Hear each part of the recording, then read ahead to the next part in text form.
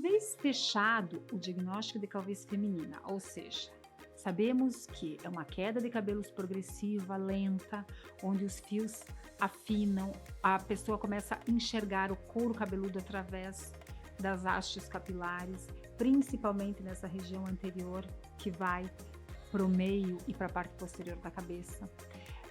É uma mulher que conseguiu sim ir a um dermatologista, entendeu que através da videodermatoscopia se fecharam os critérios diagnósticos e existe sim a calvície feminina instalada. Existe uma genética familiar, então todo o quadro está completo.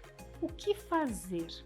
Bom, sabemos que nós temos que tratar a queda de cabelo, nesse caso, com medicamentos, porque infelizmente nenhum tipo de calvície, nem a feminina e nem a masculina, tem cura. Elas têm controle. E o controle se faz através do quê? De medicamento. E eu digo isso porque, infelizmente, a pessoa tendo um diagnóstico de calvície precoce, que eu digo em relação à idade, seja com 20, 30, 40 anos, ela preserva ainda fios naturais. E se não houver a manutenção desses fios através de remédios, a tendência sim é que o quadro avance, fique cada vez pior e que o resultado cirúrgico não seja de preenchimento tão completo de toda aquela área calva.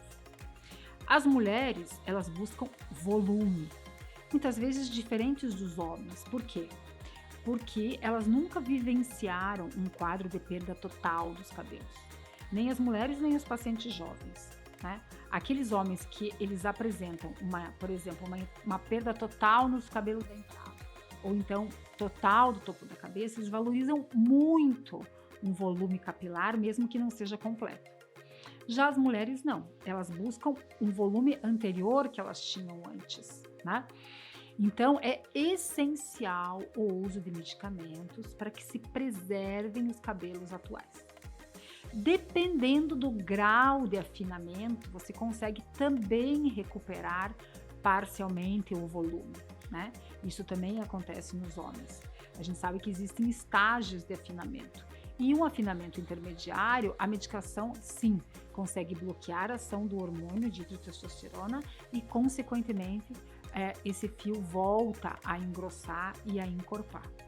E isso é feito principalmente com as medicações que são aprovadas pelo FDA e que têm comprovação científica, que são o minoxidil, a finasterida e a dutasterida, né?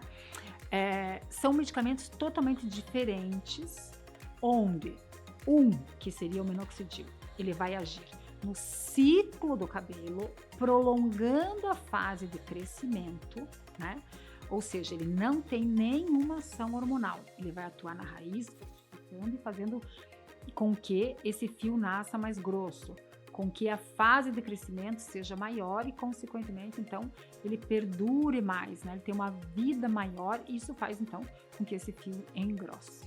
Mas ele não tem ação hormonal, ou seja, se a paciente, fizer um tratamento exclusivamente com o minoxidil, ela não vai interromper o processo da calvície.